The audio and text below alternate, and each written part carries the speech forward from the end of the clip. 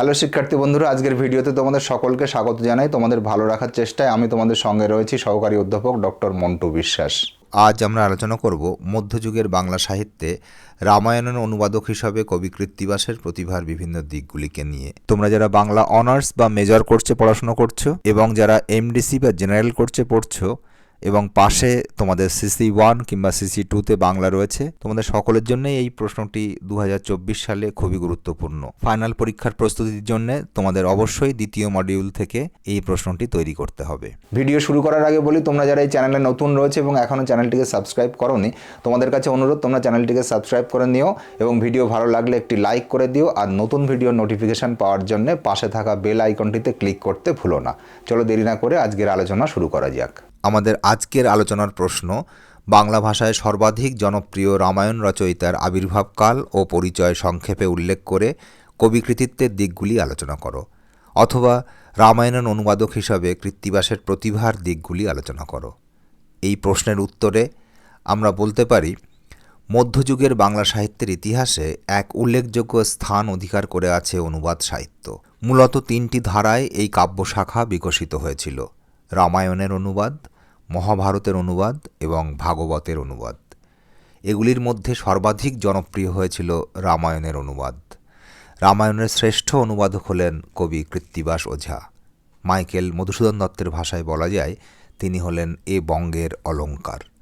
প্রশ্ন অনুযায়ী এবারে আমরা কবি কৃত্তিবাসের আবির্ভাব কাল সম্পর্কে আলোচনা করতে পারি। কৃত্তিবাসের আবির্ভাব কাল নিয়ে সাহিত্যের ঐতিহাসিক ও পণ্ডিতদের মধ্যে ভিন্ন ভিন্ন মত লক্ষ্য করা যায়। কবি নিজে তাঁর আত্মপরিচয় দিতে গিয়ে লিখেছেন, আদিত্যবার শ্রীপঞ্চমী পূর্ণ মাঘ মাস, তথিমধ্যে জন্ম লইলাম কৃত্তিবাস।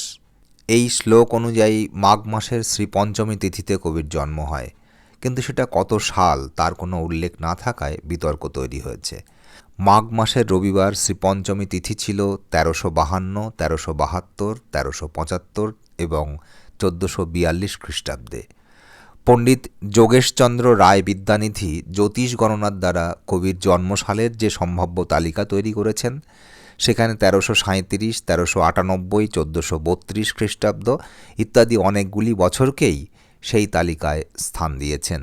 বাংলা সাহিত্যের ইতিহাসকার গোপাল হালদার মহাশয় মনে করেন 1403 খ্রিস্টাব্দে কবির জন্ম।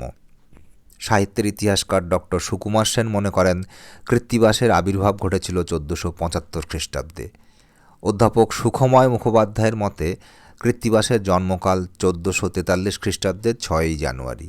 কৃত্তিবাস তাঁর কাব্যে যে আত্মপরিচয় দিয়েছেন, সেখানে অন্য একটি জায়গায় তিনি লিখেছেন, পূর্বেতে আছিল দেবানুজ মহারাজ, তার পাত্র আছিল নরসিংহ ওঝা। আচার্য দীনেশচন্দ্র সেন মহাশয় এই দেবানুজের শুদ্ধ পাঠ ধরেছেন যে দনুজ।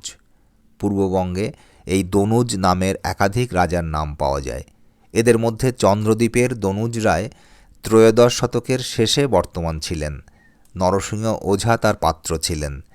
এই নরসিংহ ওঝা থেকে কৃত্তিবাস হলেন পঞ্চম পুরুষ, অর্থাৎ কৃত্তিবাসের জন্মকাল চতুর্দশ শতকের শেষ দিকে হওয়া সম্ভব। যদিও যে দনুজ এই পাঠটির কোনো প্রমাণ পাওয়া যায় না, ওটা দীনেশচন্দ্র সেনের কল্পনা করে নেওয়া, তাই ওই সময়কাল নিয়েও সন্দেহ থেকে যায়। কৃত্তিবাস অপর এক জায়গায় লিখেছেন, পঞ্চগৌড় চাপিয়া গৌড়েশ্বর রাজা, গৌড়েশ্বর পূজা কইলে গুণের হয় পূজা। এখানেও গৌড়েশ্বরের নামটি কবি উল্লেখ করেননি। সাহিত্যের ইতিহাসকারগণ মনে করেন এই গৌড়েশ্বর হলেন রাজা গণেশ। 1418 সাল পর্যন্ত তিনি গৌড়ের অধিপতি ছিলেন। কৃত্তিবাসের পক্ষে তাঁর সভায় উপস্থিত হওয়া অসম্ভব নয়। সাহিত্যের ঐতিহাসিক ও পণ্ডিতদের আলোচনা এবং যে তথ্যগুলি পাওয়া যায়, তার ভিত্তিতে আমরা কৃত্তিবাসের আবির্ভাব কাল সম্পর্কে বাংলা সাহিত্যের বিশিষ্ট গবেষক ও সমালোচক অধ্যাপক ডক্টর ক্ষেত্রগুপ্তের কথার প্রতিধ্বনি করে বলতে পারি, কৃত্তিবাস ওঝা চতুর্দশ শতকের চতুর্থ পাদে আবির্ভূত হন এবং পঞ্চদশ শতকের প্রথম 2 দশকের মধ্যে রামায়ণ রচনায় হাত দেন। এবারে আমরা কৃত্তিবাসের আত্মপরিচয় সম্পর্কে আলোচনা করতে পারি। কবি কৃত্তিবাস ওঝা যে আত্মপরিচয় দিয়েছেন, সেখান থেকে জানা যায় যে কবির পূর্বপুরুষ ছিলেন নরসিংহ ওঝা। তাঁরা পূর্ববঙ্গে অর্থাৎ বর্তমান বাংলাদেশে বসবাস করতেন। পরবর্তীকালে তাঁরা পশ্চিমবঙ্গের নদিয়া জেলার ফুলিয়া গ্রামে গঙ্গা তীরে বসবাস শুরু করেন। কবির পিতার নাম ছিল বনমালী, মাতার নাম মালিনী। কবিরা ছিলেন 6 ভাই 1 বোন। এবারে আমরা নেব কবি কৃত্তিবাসের কাব্য পরিচয়। সংস্কৃতে লেখা বাল্মীকির রামায়ণ অনুসরণ করে কৃত্তিবাস তাঁর অনুবাদ কাব্য শ্রীরাম পাঁচালী রচনা করেছিলেন। মূল রামায়ণের মতো কৃত্তিবাসের কাব্যেও 7টি কাণ্ড রয়েছে, যথা আদিকাণ্ড, অযোধ্যাকাণ্ড, আরণ্যকাণ্ড, কিষ্কিন্ধাকাণ্ড, সুন্দরাকাণ্ড, লঙ্কাকাণ্ড ও উত্তরাকাণ্ড। বাল্মীকি রামায়ণের পাশাপাশি কবি অধ্যাত্ম রামায়ণ, অদ্ভুত রামায়ণ ইত্যাদি থেকেও উপাদান সংগ্রহ করেছিলেন। এবারে আমরা কবি কৃত্তিবাসের অনুবাদক হিসাবে কাব্যকুশলতার দিকগুলিকে নিয়ে আলোচনা করব। ক. মৌলিকতা। কবি কৃত্তিবাসের কাব্যকৃতির যে বিষয়টি প্রথমেই চোখে পড়ে তা হল কবির মৌলিকতা। তিনি বাল্মীকি রামায়ণের আক্ষরিক অনুবাদ করেননি। গল্পরস এক রেখে তিনি ভাবানুবাদ করেছেন। মূল কাহিনীর কিছু অংশ কৃত্তিবাস বর্জন করেছেন, কিছু অংশ নতুন সংযোজন করেছেন, আবার কিছু অংশ পরিমার্জনের জন্য অন্য গ্রন্থ থেকে উপাদান সংগ্রহ করেছেন। মূল রামায়ণ কাহিনীর যে অংশগুলি কৃত্তিবাস বাদ দিয়েছেন সেগুলির মধ্যে রয়েছে কার্তিকের জন্ম, বিশ্বামিত্রের কথা, বশিষ্ঠ বিশ্বামিত্র বিরোধ, অম্বরীশ যজ্ঞ ইত্যাদি।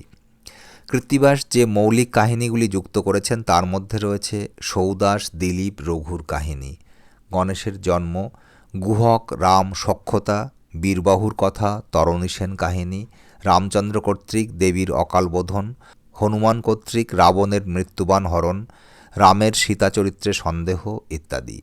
কাহিনীকে নিজের মতো করে সাজানোর জন্য কবি অন্যান্য গ্রন্থ থেকে বিভিন্ন অংশ যুক্ত করে তাঁর রচিত রামায়ণকে অনেকটাই মৌলিক রচনায় পরিণত করেছেন।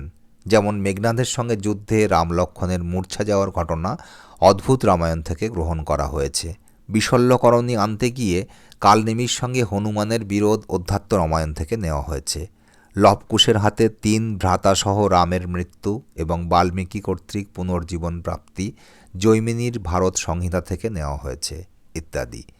সংকলন এবং সম্পাদনায় দক্ষতার পাশাপাশি কবির মৌলিক কল্পনাশক্তির প্রকাশ কৃত্তিবাসের রামায়ণকে উৎকৃষ্টতা দান করেছে। খ. বাঙালির জাতীয় জীবনের চিত্রকল্প। কৃত্তিবাস তাঁর রামায়ণে বাঙালির জাতীয় জীবনের নানা চিত্রকল্প রচনা করেছেন। তাঁর সৃষ্টি করা চরিত্রগুলি এবং বিভিন্ন ঘটনাধারা আমাদের পরিচিত জীবনেরই অনুরূপ।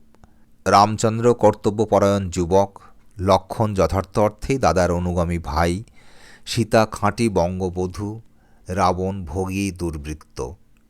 সীতা বা অন্যান্যদের বিবাহে কৃত্তিবাস বাঙালি বিয়ের স্ত্রী আচার আচরণের উল্লেখ করেছেন। বাঙালির খাদ্যদ্রব্যের উল্লেখ করেছেন, যেমন লুচি, গুড় পিঠে, নারিকেল পুলি, জিলিপি, রুই চিতল মাছ, এমনকি বাঙালির বাটা ভরা পান সুপরির উল্লেখও করেছেন। গ. রসবৈচিত্র্য সৃষ্টি। ভক্তিরসের পাশাপাশি কৃত্তিবাস করুণ রস, হাস্যরস ইত্যাদি মিশ্র রূপের প্রকাশ ঘটিয়েছেন তার কাব্যে। সীতাহারা রামচন্দ্রের কান্না, সীতার অগ্নিপরীক্ষা ইত্যাদি করুণ রসের ভাব তৈরি করে। রাবণের অনুচরেরা হনুমানকে বন্দী করলে রাক্ষসীগণ হনুমানকে নিয়ে রসিকতা করেছে। কৃত্তিবাসী রাম ভক্তবৎসল, তিনি অধম পাপী সকলকেই উদ্ধার করেন। ভক্ত হনুমানের জীবনকে ভক্তিতে আর্দ্র করে তার জন্ম সার্থক করেছেন। রাবণও শত্রুভাবে তার কাছে বিনাশ হয়ে উদ্ধার হয়ে গিয়েছে। এসবই কৃত্তিবাসের কাব্যে ভক্তিরসের প্রাধান্যকে চিনিয়ে দেয়। ঘ. ভাষা ব্যবহারে দক্ষতা। সরল অনাড়ম্বর ভাষা প্রয়োগ কৃত্তিবাসের কবিকৃতিত্বের অন্যতম দিক। অনেক পাণ্ডিত্যপূর্ণ উক্তি কবি অতি সাধারণভাবে প্রকাশ করেছেন, যেমন পতিব্রতা নারী যার সেই ভাগ্যবান, কান্তার রক্ষণে হয় পুরুষের মান ইত্যাদি। অলঙ্কার প্রয়োগে কৃতিত্ব। উপমা, রূপক, উৎপ্রেক্ষা ইত্যাদি বিভিন্ন অলঙ্কারের প্রয়োগে কৃত্তিবাস দক্ষতা দেখিয়েছেন। যেমন ললাটে তিলক রামের অতি মনোহর, নীলগিরি উপরে যেন পূর্ণ শশধর, এখানে উৎপ্রেক্ষা অলঙ্কারের ব্যবহার করা হয়েছে। উপসংহার: পরিশেষে বলা যায়, বাল্মীকি রামায়ণকে অবলম্বন করে কবি কৃত্তিবাস ওঝা আপন কবিত্ব শক্তির সংযোগে শ্রীরাম পাঁচালী নামে যে অনুবাদ গ্রন্থ রচনা করেছেন, বাঙালির কাছে তা প্রাণের সম্পদ। কাহিনী নির্মাণ ও পরিবেশন উভয় দিক থেকে বাংলা ভাষায় রামায়ণের শ্রেষ্ঠ অনুবাদক হিসাবে তাই কৃত্তিবাসের নাম স্বর্ণাক্ষরে লেখা আছে। এখানেই আমরা আমাদের আলোচনাকে শেষ করতে পারি। এতক্ষণ সঙ্গে থাকার জন্য অনেক অনেক ধন্যবাদ। তোমাদের সকলেরই মঙ্গল হোক, তোমরা জীবনে সফল হও, এই শুভকামনা জানিয়ে আজকের ভিডিও শেষ করছি। দেখা হবে পরের ভিডিওতে।